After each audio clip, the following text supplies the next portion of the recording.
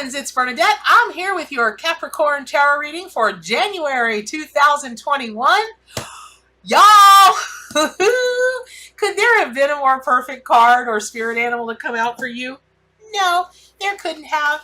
It is the gorilla. It is the Seven of Wands. And just what's going on for your zodiac sign and the planetary movement, I don't know why I don't know why I get amazed when the right card and the right animal come out for the right person at the right time in the right place. I've been doing this for 30 years and yet the magic still amazes me. So when we talk about, it's actually a pretty simple thing. Like I could tell you guys 4 sentences and we'd be done here.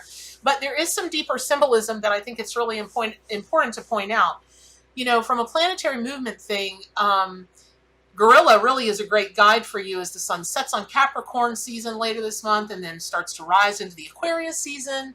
And that's such a reminder for you to be true to your convictions, which Capricorns, I've found, you guys always are. You get convicted about something, you want to do something, and you're like, trudge.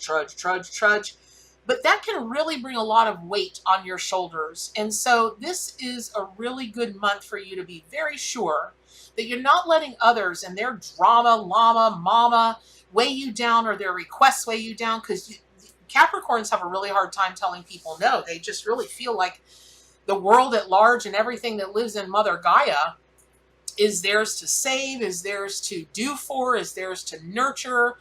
And no, listen, very few people do it as well as you do, but come on now, you can only carry so much weight before you're on your knees walking forward. And then you're like trying to carry the weight on your back by going forward, trying to drag yourself on your elbows. And then you're like, you've got the weight on your back and you're trying to claw ahead with your right arm. And when the right hand gets scratched, you're like, and you do. And the next thing, okay, you see where I'm going with this. So enough with that already. Okay, look. Sit as steady like a rock this month and stand your ground that way. And be as steadfast as you want to be. But it's just, as much as you hate to step into the limelight, you may need to find a way to step into the limelight and let your voice and your ideas and your values be heard. Now, because you don't like to step into the limelight, it can seem like, well, being a gorilla might maybe not be like, why? But not all gorillas are the leaders of their little tribe. Generally they are, but not all of them are. And you can be a leader without actually being the one in the forefront. You may be the one that has the ideas and all of the great, things that need to occur. And then you pass those on to someone else and someone else executes that, right? Like you get the brilliance down, and then they implement the systems, but you're always behind them as a driving force. And that way you don't have to carry all of the burden on your own. Now, also from a planetary standpoint, there's just so much Pluto holding strong in your sign all the way through.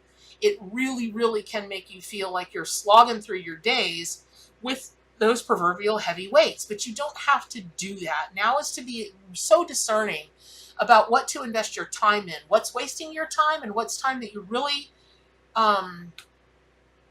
just that you really want to be productive in, that you really want to spend your own time on. And you've got such rigid boundaries that sometimes it's really hard for you to connect with others because you are holding true to your beliefs and opinions, and that's great. But understand that not everybody is the same.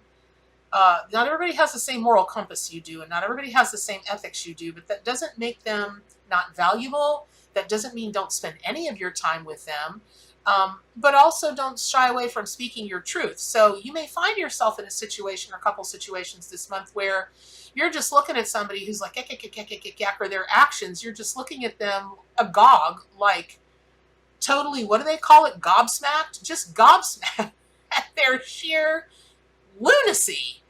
And you might want to turn around from that person and just be as far gone from them as humanly possible.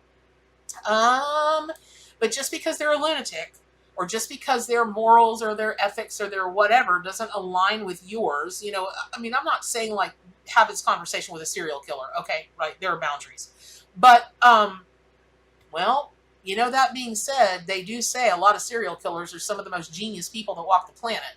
You see where I'm going with this though, right? Okay, so maybe just take a step back, and as rigid as you're being about what you want to spend your time on and judging, the people that are kind of roaming around in your circle or in your sphere that you come in contact with, kick it down a notch and just leave your ears open to what discussions are going on. You may not even get in the discussion at all, but you just may be standing in line somewhere, or whatever, and just hear something and be like,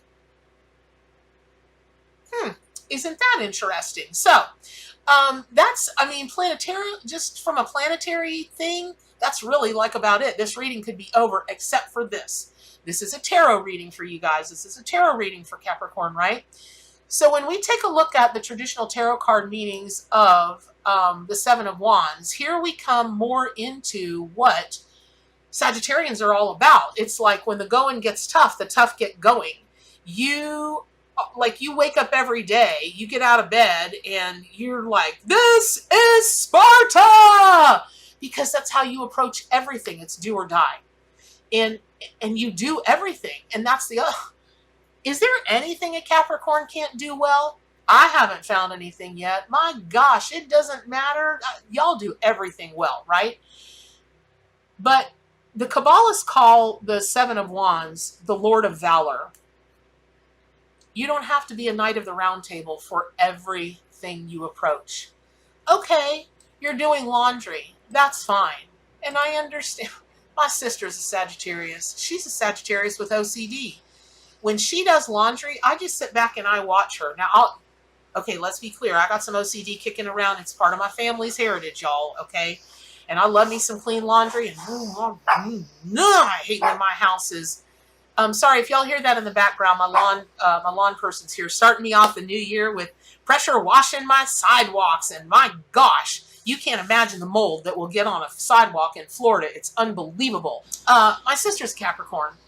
And OCD runs in our family just for pretty different things. But she's got an OCD about laundry. And really anything that has to be folded or organized. She will take a washcloth or a tea towel out of the dryer. And first of all, she's got to feel it all over to make sure it's 100% dry. And then when she folds it, she's got to look at it from different angles to make sure every little corner and seam is just perfect. And then she folds it like this and she puts it on the clean table. And I'm surprised she doesn't take a dang ruler out and do this. And I just sit and watch her. And I'm exhausted by the time she's done. By the time she's folded the second towel. Now, listen. My OCD kicks in. I cannot stand a disorganized office or house. It makes me spin. I can't handle it. I don't care what deadline I'm on. If there are dishes in my sink, everything and everybody's going to have to wait. My dog's going buck wild because she knows how it is. Everything and everybody's going to have to wait while I load the dishwasher because I am not starting anything with dirty dishes. That just puts a bad taste in my mouth. But it's true. So listen, Capricorn, one of the things that I love about the the Seven of Wands for you is that you look at this old boy, and a lot of people, when they first look at this card, they think, oh my God, he's scared. He's got his wand up, his thing he's doing battle with, and all these other wands are coming up for him. But if you look a little deeper, which is why I said earlier in the video, we could have been like one and done with the symbolism and the, what the omens and the messages are for you for January, but you've got to look deeper, and that is this. He's not scared. He's just determined. And the other thing is when you look at the position of his battle staff, it's very reminiscent of the magician, right? So it's the as above, so below, and it's channeling that divine energy and that divine power down from the heavens, down from the gods. And listen, what do you see anybody else in that video? No, you just see their wands. And even if you just try to look at this logically or mathematically, right? I did this one day. I had this whole conversation with a friend of mine, super into numerology, and the guy's a brainiac, right? And he goes, what I've always found about this card, he said, if you look at, basically, if we take the wand or the staff or the battle, thing that he's got in his hand, and we kind of take a look at the length of that, and we measure the relative length of it in the card, and then we, say, well, okay, well, those other wands, those other battle staffs, would probably be about the same, um, the same length. That that the people that are standing below him are so far below him that at some point their battle staffs are going to be top heavy.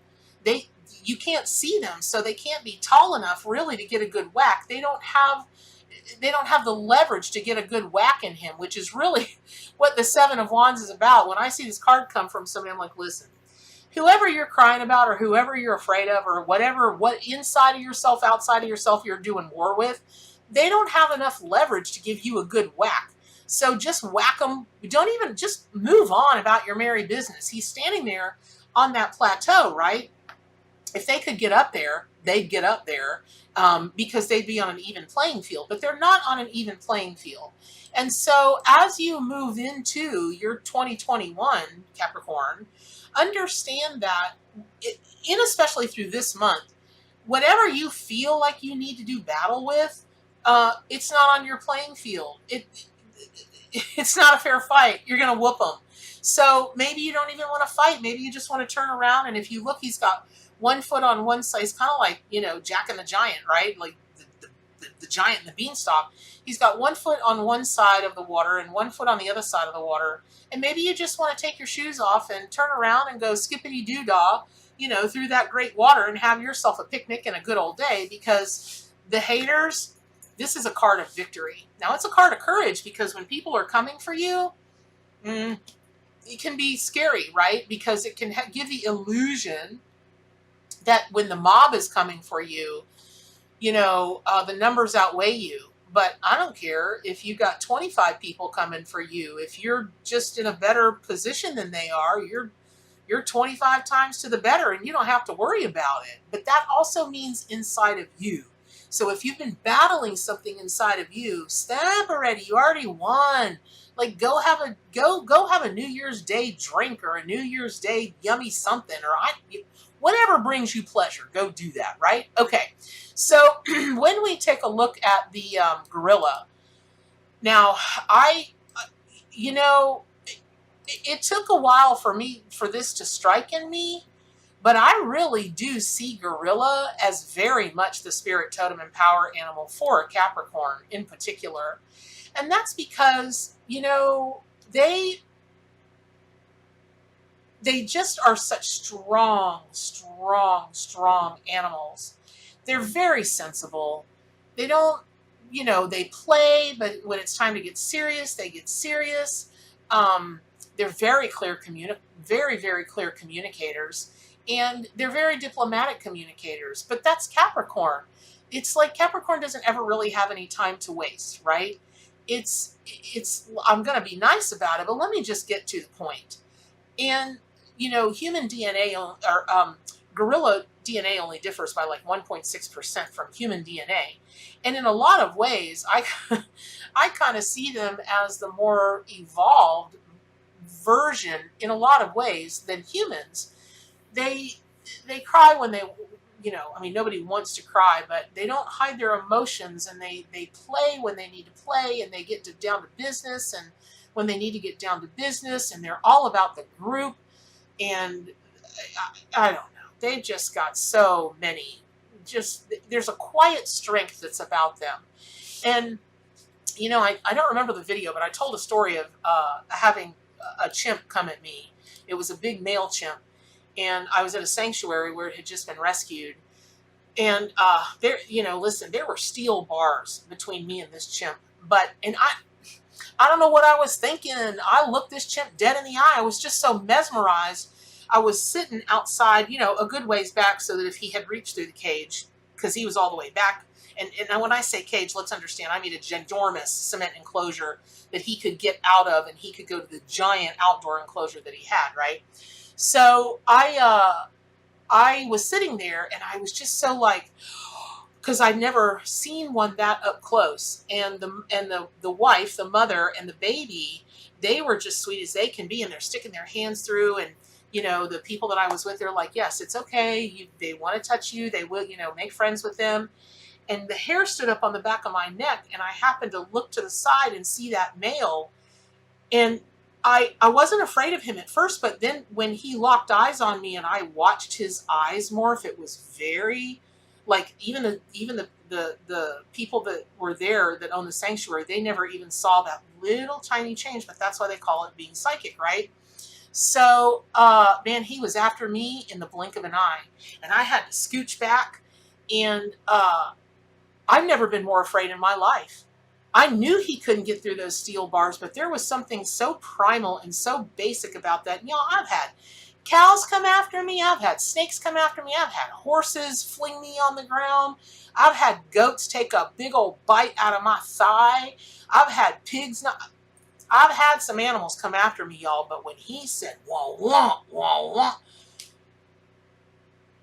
even still, when I think about it, it takes my breath away. Where I'm going with all of that is this. Capricorn, you have that kind of strength in you. You don't let it out very often, but when you do, it is horrifying. It's terrifying. So you really are the quiet courage people like gorillas. There's just something about them, even when they're sitting there quiet up on those grass and they're looking out everywhere, you can just, well, smart people can feel that innate power inside of them, and you just want to bow in reverence to it. So understand that is the place that you hold in this world, and that is the energy that you're starting this world, you know, this year off with. But in that, feel like maybe you can be less of a doer and more of a sayer, like get your voice out rather than the other kinds of strength that you have. So I hope that was helpful. Pick up your copy of the Arc Animal Tarot and Oracle deck. Subscribe to my YouTube channel, and I'll see you next month. And in between now and next month, what's your most important job? To stay wild.